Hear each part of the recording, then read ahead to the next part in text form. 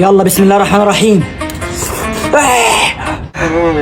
خالد، ايه ده يا خالد؟ اندومي. يا عم اندومي، في ايه بقى؟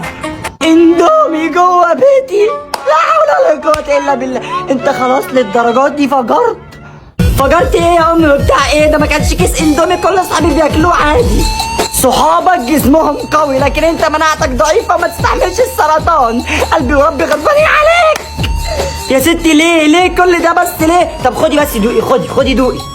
ادوق ايه يا ابن المعفنه؟ انت ابعد عني، مستحيل يا ستي وربنا لا تدوقي، والله العظيم لا تدوقي. امسكي بس يا ابني.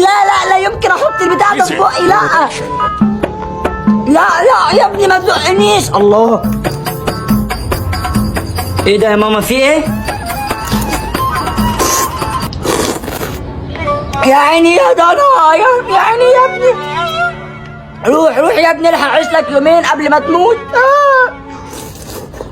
يا ستي صلي على النبي بس كده واهدي. انت قربت تخلصي الطبق. في ايه يا ستي؟ هاتي امه، ده بتاعي.